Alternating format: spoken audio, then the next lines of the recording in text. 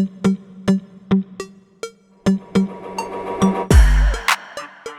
this is Diana. This is my Trailblazers of the Universe YouTube channel. On my channel, I'm helping you fearlessly and unapologetically live your best, most authentic life. I'm helping you break through your barriers and transcend any limitations you may have. If that sounds good to you, make sure to hit those like and subscribe buttons.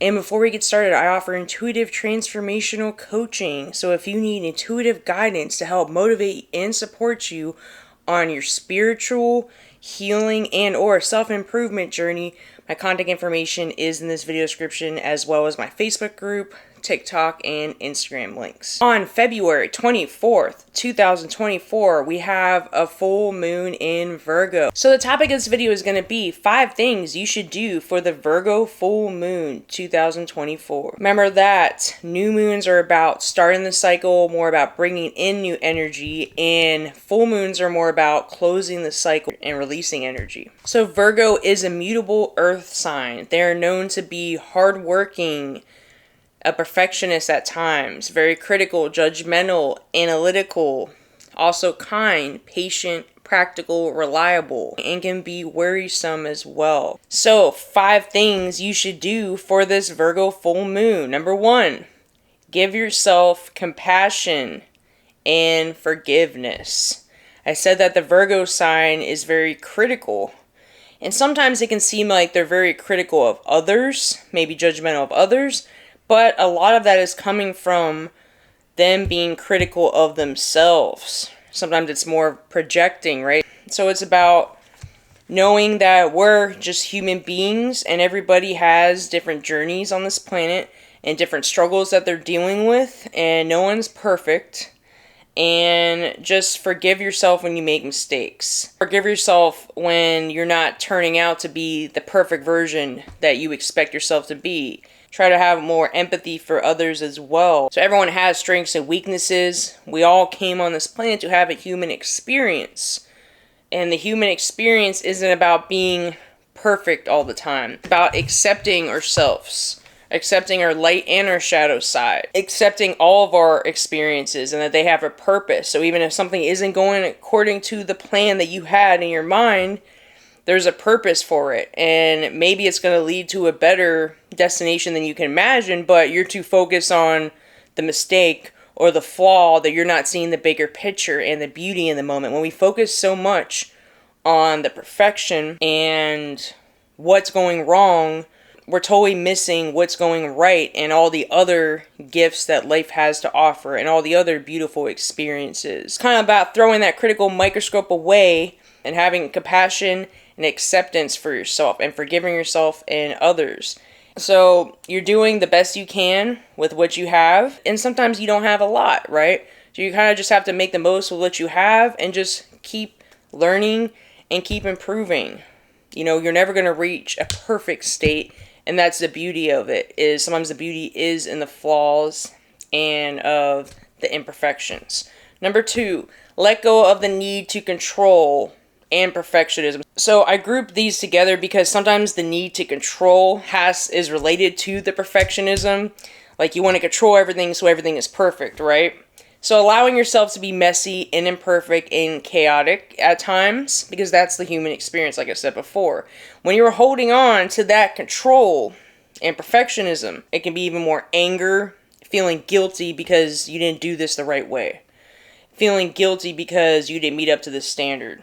And a lot of the standards aren't even others. Now, sometimes we do have society standards, and a lot of it can even be like inner child wounds, like we didn't feel like we were good enough for our parents, or maybe we had a narcissist parent, like I had, where you felt like everything you did wasn't good enough. You got yelled at every time you didn't do what they wanted you to do, or their way of doing things, right? So sometimes that is a source of it, but it's good to question when you're trying to control something, why are you trying to control it? Why does it need to be perfect? Why do you need to control it? These are some good things to journal during this full moon. And can you release that? Sometimes we want to control because we feel out of control in our lives. But part of life is just accepting that there are things that are out of your control. And that's the magic and the beauty of life. It's kind of like going with the flow, right? Allowing life to just happen. Being okay with not being in control of everything. The truth is, nothing is under control, okay? We create the illusion that we have control over something or someone, but really, nothing is under control, right? Things are going to happen that we don't expect. And that's how you evolve, right? It's not about what happened, it's about how you handled it. And when you think about when you want to control something, it's a lot of anxiety, it's a lot of like expectation, it's a lot of pressure. So take some of that pressure off. So you can't control everything that's going to happen. Okay, maybe there's some things you could take action on, or you could, certain things you could improve, right? But a lot of things are out of our control. Take the next best step. And when you can just focus on what you can control, how you respond, how you think, how you feel, and your next move, how you're going to act, the paradox is you actually will feel a little bit more in control of the things you can't control. Or maybe the word isn't in control, you'll feel more stable. It isn't going to rock the boat when something goes off the path that you have in your mind. Just allowing it and knowing that even if this thing doesn't go according to plan, it can still work out for you, maybe even better than you imagine. There could be a better way, the path of least resistance, right? But you won't know because you're trying to control too much.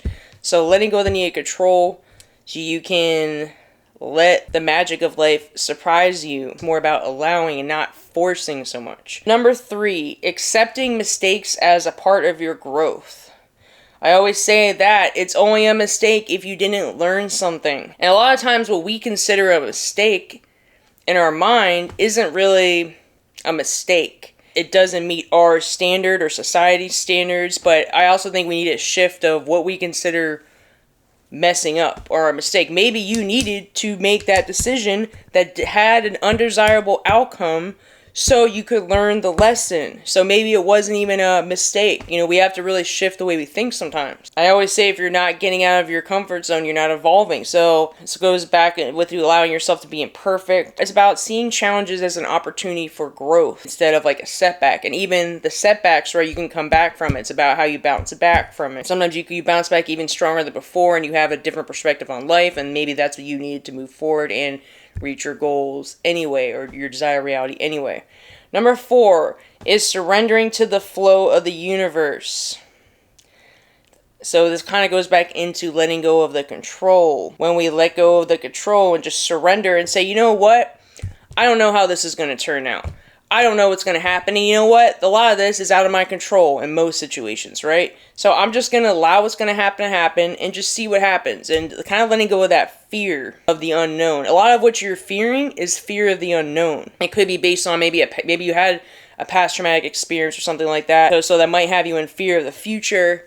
But we're in a world of unlimited opportunities, right? Anything can happen at any time. Believe in miracles. Believe in changes.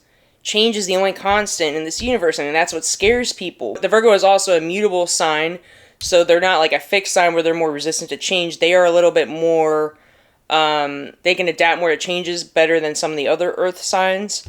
So use that to kind of get in more of that flow state. Do some breath work, go exercise, do something that's more fun to loosen you up and get more into that flow state. Do what brings you joy. Or just taking a step away from whatever projects you're working on, whatever's stressing you out. Sometimes when we walk away from the problem and stop trying to figure something out, the solution appears. We get clarity, or it just drops right in front of us because we're not forcing something. We're not trying so hard. We're just being more in alignment in a flow state. It's usually not when you're in an anxious state trying to force something. And number 5, stop comparing yourself to others. Comparison is the biggest thief of joy. You're on your own journey and it's going to look different than other people's journeys. And you don't know what they did to get there. You might see on social media, it looks like someone's living their best life. That's always true. A lot of people show their highlights of their life, right? Sometimes you're doing really good and you're making big changes. You have to look at how far you've come on your journey. You know, sometimes someone looks like they're living their best life, but they haven't been through the challenges you went through. Maybe you had a bigger growth period than they did. Either way, it's not about comparing, but it's about focusing on your journey. You have a unique journey with your own set of challenges and your own goals and your own purpose. It's going to be different than other people. Some people compare someone's chapter 50 to another person's chapter 100. There's a lot of unknown, and a lot of people are in their ego can really appear like they're doing better than they are doing. So just keep that in mind and just focus on your own journey and focus on your own growth. And as long as you're improving every day, right? Getting better, even if that involves making mistakes or going backwards, which you view as going backwards. There's something you needed to learn in that situation, that circumstance, to learn the lesson so you can move forward. It's about your perspective on how you see things. Sometimes we get too focused on the little details and the mistakes and the mishaps and the circumstances that we don't see the bigger picture. We don't see that maybe this is preparing you for where you want to go or where you want to be in your life, or preparing you for something better, so when the thing that you do really want comes in your life, you're ready. You know, sometimes there are lessons we need to learn before we get there. We have to get more in alignment, and a reminder that you are doing better than you think. And progress is progress. Even if progress is just, hey, I learned from this horrible experience that I had, but I did make this choice, but you know what?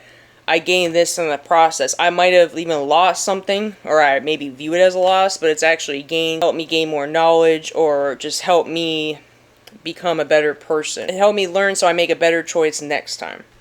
If you like this content, hit those subscribe and like buttons, and feel free to share too if it resonates. And I always leave a question in the comments for discussion as well.